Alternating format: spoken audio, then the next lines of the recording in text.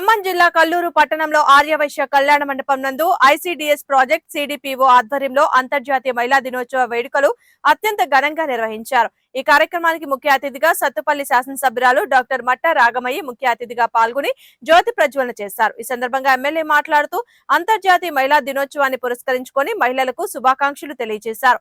మహిళలకు అనేక సంక్షేమ పథకాలు కాంగ్రెస్ ప్రభుత్వం ఇస్తుందని అన్నారు. ఈ సందర్భంగా ఆమెను శాల్వాతో సన్మానించి మెమెంటో అందజేశారు. ఈ కార్యక్రమంలో సిడిపిఓ నిర్మల జ్యోతి, ఏఎంసీ చైర్మన్ భాగం నీరజాదేవి, ప్రముఖ వైద్యురాలు డాక్టర్ మాధవి, ఎంపీడీఓ చంద్రశేఖర్, ఆర్యవైశ్య జిల్లా అధ్యక్షులు, సీనియర్ కాంగ్రెస్ నాయకులు పసుమర్తి చంద్రరావు, సూపర్వైజర్లు, అంగన్వాడీ టీచర్స్, నాయకులు పాల్గొన్నారు. ఈ కార్యక్రమానికి చేసిన ఎమ్మెల్యే గారికి స్టీల్తో సత్కరిస్తూ వేచేసినందుకు మరొకసారి మా ఐసిడిఎస్ కల్లూరు ప్రాజెక్ట్ సత్తుపల్లి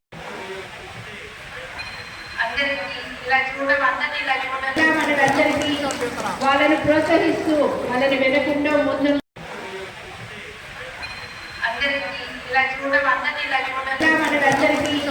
వాళ్ళని ప్రోత్సహిస్తూ వాళ్ళని వెనకుండా ముందు పుల్లారావు గారు మన గౌరవ ఎమ్మెల్యే గారికి కళ్యాణ మండపం అధ్యక్షులు గారు మహిళా దినోత్సవం సందర్భంగా మేడం గారిని శాలువాతో సత్కరిస్తున్నారు.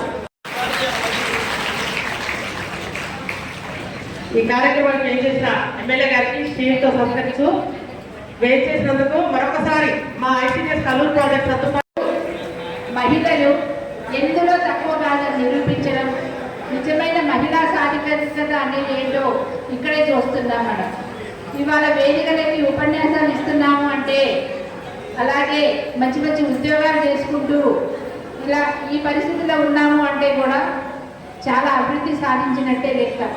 గతంలో మన అమ్మమ్మలు నాయనమ్మల కాలంలో మహిళలంటే మనందరికీ తెలుసు, వంటింటికే పరిమితం అయ్యేవాళ్ళు, చాకలి పద్ధతులు రాసుకునేంత చదువు వస్తే చాలనేవాళ్ళు, బాల్య వివాహాలు చేసేవాళ్ళు.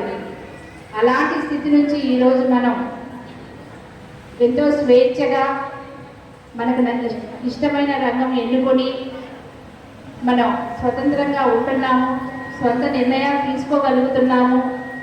రాజకీయంగా, ఆర్థికంగా, సామాజికంగా మగవాళ్ళతో పోటీ పడగలుగుతున్నాము అంటే ఎంతోమంది మహానుభావులు మన కోసం కృషి చేసి వాళ్ళ జీవితాలను త్యాగం చేశారు.